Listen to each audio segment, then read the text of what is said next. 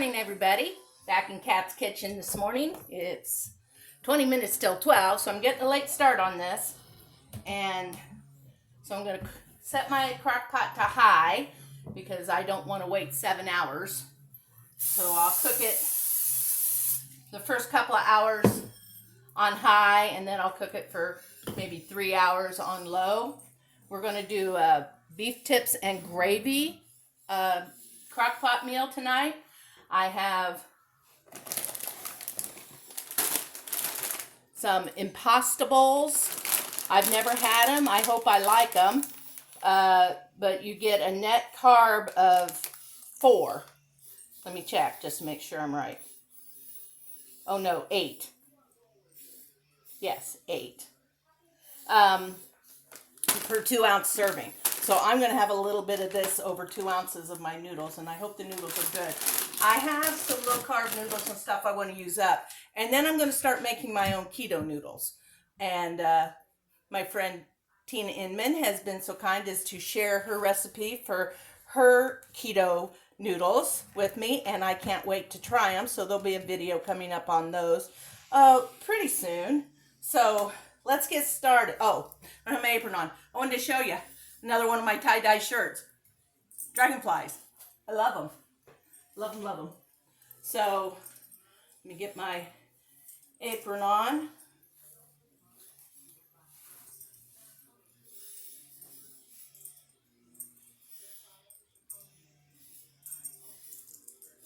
And we'll get started. Now, I'm going to put in a can of mushroom soup.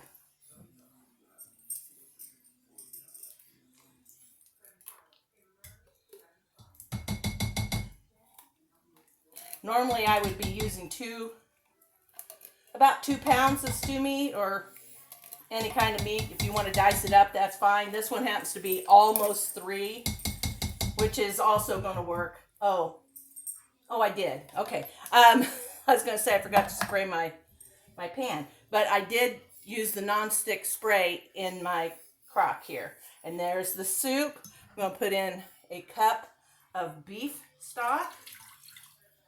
Okay. And some garlic. Let's see. A teaspoon is about a clove, so I'm going to put in a good 2 teaspoons since it's almost 3 pounds of meat. We're also going to add a couple packets of brown gravy to it. A little more richness to it. This is going to be so good. I have made this recipe before. It's been, I bet, at least 6 months since I did it. So, flying by the seat of my britches today. Let's do this. Come on, open up. There we go. Okay, packs. And I need to stir this up.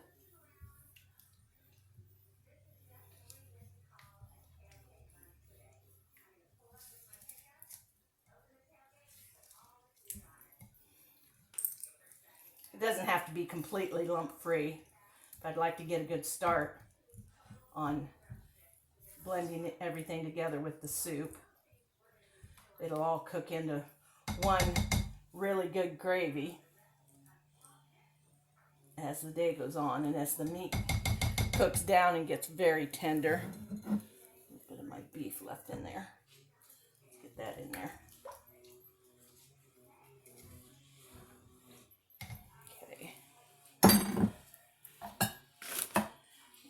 Paper towel. Me and my gooey fingers. Okay. Now I need to chop in a small onion, but I have 2 onions that are real tiny. So I'm going to put 2 onions in it. But I'll go ahead and put the meat in and stir it up.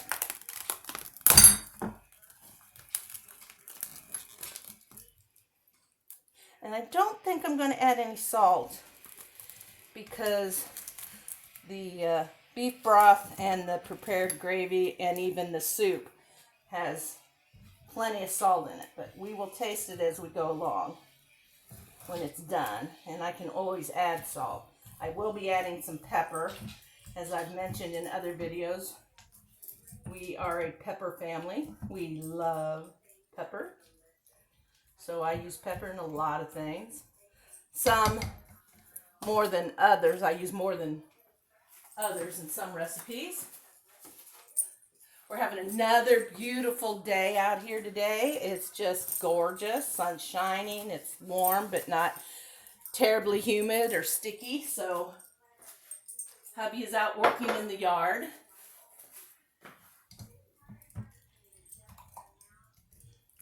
Okay, now let's get our onions chopped up and put in, and that's all there is to it, everybody. Look at this. In 5 minutes, you can have this thrown together. Pretty close. Where's my vegetable knife? There we go. All right.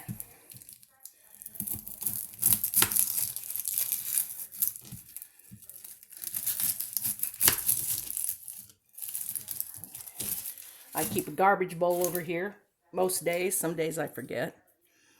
So I don't have to go very far to throw things away. Especially when I'm chopping vegetables. I want to make sure I have some place to put all this onion skin that would not taste good. So here we go. There's one.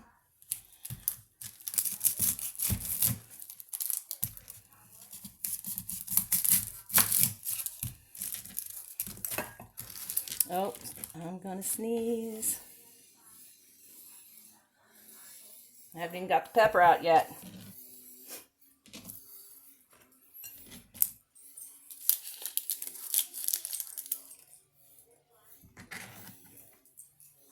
Oh, I guess I don't have my camera set up enough you can see what I'm doing. There we go. Now we're gonna take this outer skin off of this onion like we did the other one. And then basically, it doesn't even have to be chopped up into cubes if you don't want to. You can put it in as rings or just long half moon slices, which I think is what I'm going to do today. Okay. There we go. This will be just a quick little chop here for these. I don't even want them, I want them a little thick because they're going to cook a long time and I don't want them to disappear.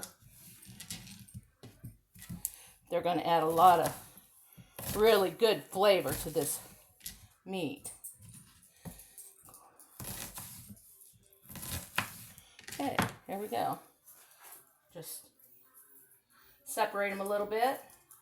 They will fall apart themselves once they get cooking. It's kind of like when you open a package of bacon and you just run your knife down it and you have these lines of bacon stuck together. You can throw them in a skillet and you don't have to pull them apart because once they start baking, that fat releases.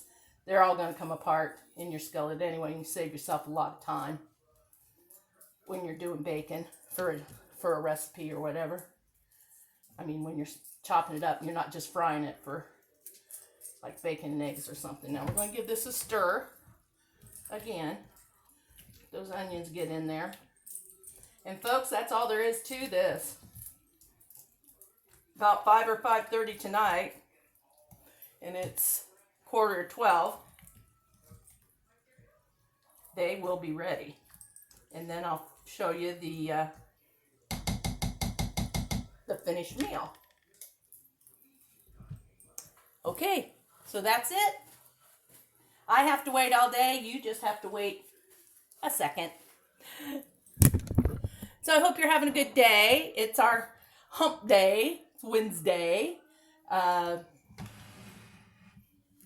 We went out to lunch today, early lunch. down at Nick's Kitchen, Monday, Wednesday, Fridays. You usually find me down there. Usually Monday and Friday are breakfast, and Wednesdays we do lunch. And I was kind of hoping for the taco salad. I was telling you about the other day how good their taco salads are. And they weren't on the board today.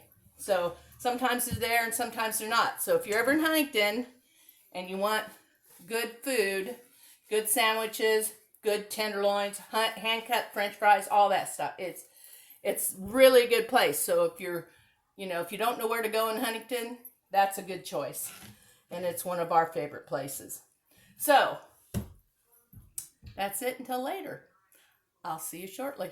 Thanks a lot for watching, y'all. Remember, you can find me at Kat's Cooking Kitchen on Facebook and YouTube. And it's capital KAT''S Cooking Kitchen. Okay, look me up. Thanks a lot, y'all. Got lots of videos up that you can check on, okay? Lots of good food up there. I'll see you later. Hi, everybody. It's 3 o'clock. The crock pot's been going for 3 hours on high. And I happened to remember that I had some sliced mushrooms in the refrigerator. And I thought, I've got to use those up. So, let's see here. I added them to the top of the roast. I'm just going to let them sit there and steam and cook. And I'm going to switch this. I think I'll leave it on high a little longer.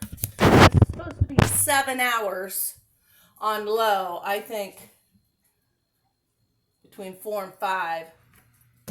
Another thing, I was cleaning out working in the pantry back here. I found a big old bag of potatoes that I didn't remember we had. So, I will show you how to make creamy potatoes as a bonus to the end of this video. So I have to keep my time short so I don't go over 30 minutes because at about 31 minutes and something, my notebook will shut me off. I just wanted to show you that everything's cooking really well, and I wish I could have a candle that smelled this good because the house smells great. I walked outside to talk to a neighbor for a minute, and thank you, Cindy, because she brought me some beautiful tomatoes, and I'm going to have the noodles, the low-carb noodles, and some of my beef tips. Dave will have some creamed potatoes, and we're both going to have some sliced tomatoes with our dinner. So very excited. Very not typical meal for us on a Wednesday night is to have something this is like a Sunday dinner or something for us. So I don't do Sunday dinners as regular since it's just the two of us. So I guess it doesn't matter what day of the week we have our Sunday dinners. We just have them. So I just can't tell you how appreciative I am that you guys are all watching me. I hope you enjoy it. I hope you're taking some hints and tips away from me. I'm no expert in anything. Any products like I show you the Impossibles, my carbonara, anything that I happen to show you a product label on is not because I'm sponsored by anybody. They're getting free advertising out of this girl. But if they want to call me and pay me, we could chat. I know, I'm so funny. Okay, I'll be back. Hang in there. Hi, I'm back. It's now 10 till 5, and I'm going to put a cornstarch slurry in with my meat and my gravy that's in there. Look at this. It doesn't need much. You just want the gravy to tighten up a little bit. You don't want it watery like this. So what you do is I took a tablespoon of water, a tablespoon of cornstarch, and we're going to stir that up. We got about 5 minutes on my potatoes over there boiling away. And then I'm going to show you how to cream them. Make really, really good mashed potatoes. And mashed potato, this version, I learned from Brenda Gant on Cooking with Brenda. I'd never made potatoes like that. I'd done it according to her method. I was all wrong. So all we got to do is let that sit and cook. I never took it off high. Okay? So there we go. Everything will be ready here in just a matter of a few minutes. I've got my KitchenAid bowl. It's metal. I would really like to have a porcelain one. I'll have to save up for that. Those are really nice. But it's in the sink with really hot water in it. Same way I heated up my butter. I heated up my milk, because there's one thing you don't want, and that's a cold mashed potato. And it's just always warm up your butter. I've already pre-melted the butter. I put a stick of butter in the bowl, and I've got probably 2 1/4 cups in the microwave warming up. So I'll be back in about 5 minutes and we'll finish up this dinner. Hi, welcome back. Just put my potatoes in the sink so they can drain. You want to drain them pretty well. You don't want watery potatoes. Same thing with your bowl here. You don't want any water left in the bottom. I salted my potatoes, and I used 8 potatoes. And they were about this big. Some were little, and some were about this big. But there were 8 of them. And it was just under 3 pounds before I peeled them. So probably around 2.5 pounds, I would guess. Now, we've got the potatoes in there. You don't do anything to them except turn your your mixer on high. I've got to get another spatula.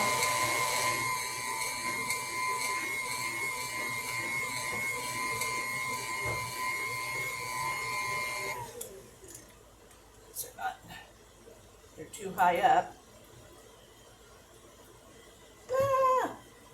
If I turned it on high, I'd have potatoes flying out all over the place. So, okay, here we go again. Okay, we added the slurry. My milk is warm, not hot. My butter is still, it's not very warm, but it's melted still, so it's going to be good.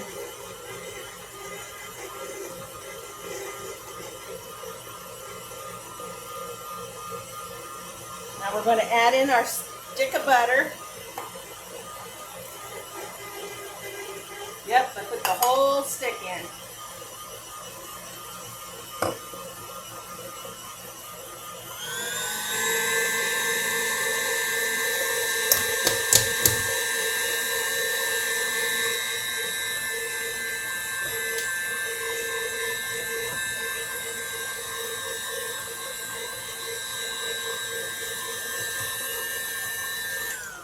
Kind of loud when it's running. I want you to see